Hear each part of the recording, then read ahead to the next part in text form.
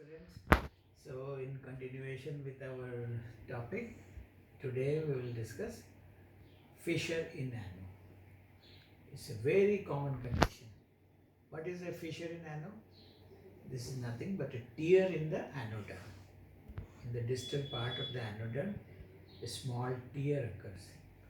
This is called fissure. Fissure can be acute fissure in ano when it occurs before 6 weeks. We call it acute fissure in ano.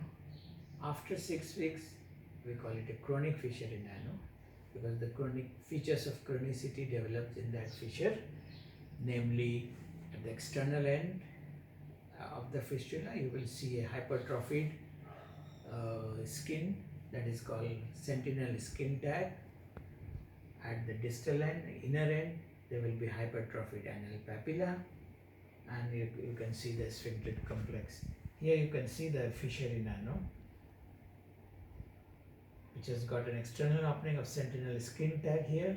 At the external end, internal end, there will be hypertrophied anal papilla, and you can see the internal sphincter component here.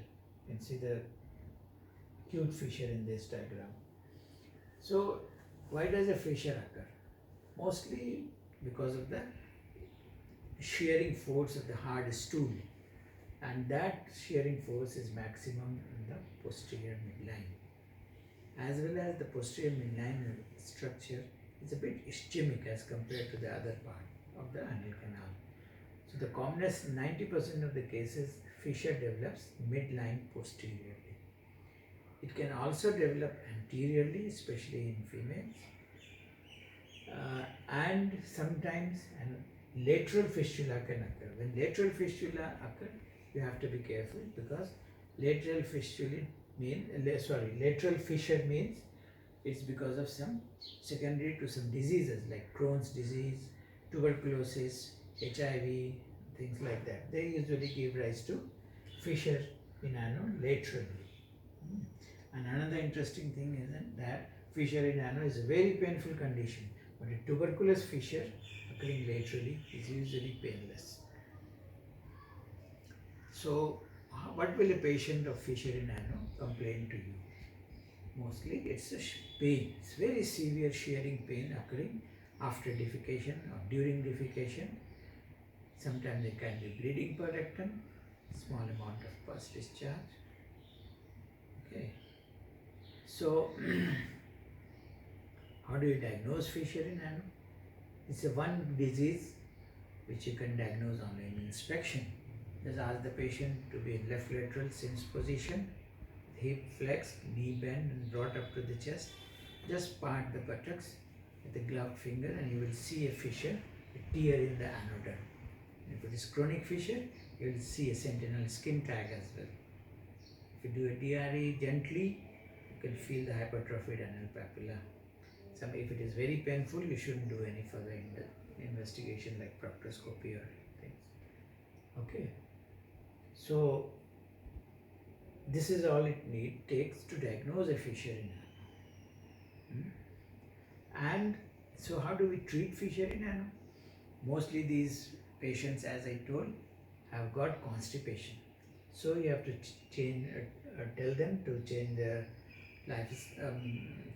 lifestyle modification is needed in such cases, like increasing fruit, fiber, vegetable, increasing liquid content. You can prescribe some stool softeners and laxatives to these patients. Hot fermentation or warm bath called sitz bath can be helpful in such patients. Topical application of glyceryl trinitrate, GTN 0.2%, applied locally to the fissure twice daily can be very useful. What this GTN does? It provides nitric oxide. You see, the internal sphincter in the anal canal is non-adrenergic, non-cholinergic. Means here the neurotransmitter which is secreted is nitric oxide. Nitric oxide causes the relaxation of the internal sphincter. So these GTN acts as a nitric oxide donor, and this causes relaxation of internal sphincter, increased vascularity, which will lead to healing of the fistula in ano. Spasm will be relieved and fistula in ano will heal. Other thing you can apply is calcium channel blockers like diltiazem or difedipine. 2% creams can be applied topically as well. If these measures do not work and chronic fissure, sometimes operation is needed. What operation you can do in this case? The operation we do is called partial lateral internal sphincterotomy. You see, the internal sphincter is there. Laterally, we cut this internal sphincter, so it is up to the dentate line. So it's laterally, it's partial, and we cut the internal sphincter. Partial lateral internal sphincterotomy. This leads to healing of the fissure. It's got good results and leads to healing in about 90% of the cases. Then the question arises, why not to cut the internal sphincter at the fissure?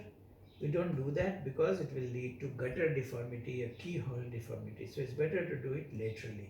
You can excise the skin tag here. Okay, you can do it with an open method where an incision is given radially in the intersphincteric groove and internal sphincter is cut, or blindly in the intersphincteric groove the 11 size blade is introduced, and then through that blade we cut the internal sphincter up till dentate line. This procedure is called partial lateral internal sphincterotomy. Other thing, if patient doesn't want operation, you can do is inject botulinum toxin. Okay, this will paralyze the internal sphincter muscle. We inject botulinum toxin in the internal sphincter itself on both sides of the fissure.